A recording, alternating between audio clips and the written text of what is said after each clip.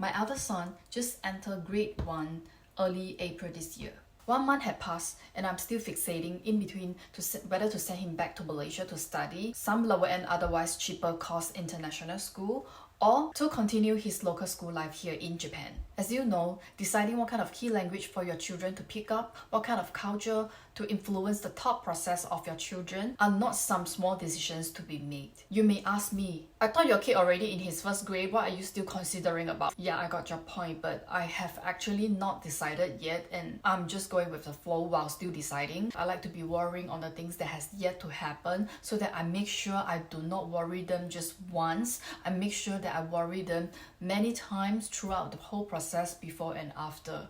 Well, all the while, I'm a believer of international school system. When I was young, I studied Chinese elementary school in Malaysia. I was lazy, I did not study hard, I failed English and Malay subjects, and I eventually failed to be accepted into the famous local Chinese high school. Then I was forced to enter a local Malay school, where Bahasa Melayu is utilized 90% most of the time. It was a real struggle and I ended up able to speak some Bahasa but unable to speak English at all. Because I know the struggle, that I truly believe that studying in an English speaking environment is very important for a kid. So the language will not be the hindrance in the kid's adulthood in the future. So all the while I'm a believer of international school. Recently it has been forsaken because number one, school time of my kids' elementary school in Japan is considered longer. He get out of the house around 7:30 a.m. and he arrives back home at 3 p.m. Number two, he gets to join his favorite sports club. There are soccer club, baseball club, or even kendo club. All these sports clubs in the Japanese school are very popular. Number three, from day one, since my kid started his grade 1, he never complained.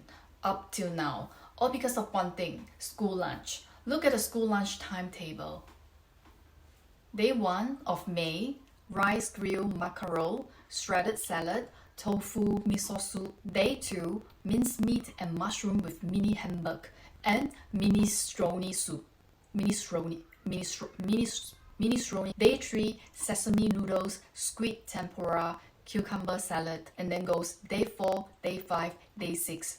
Every day, all the way until the end of May, the menu is different. And the menu even comes with food nutrition explanation, like what are the greens, what are the yellows, how many grams, how many calories. It even served in the ideal proportion of nutritions, magnesium, minerals, fats, and etc. And they only use the food supplies, the vegetable supplies from the neighborhood farms. They got the supply from the farmers living in the same community.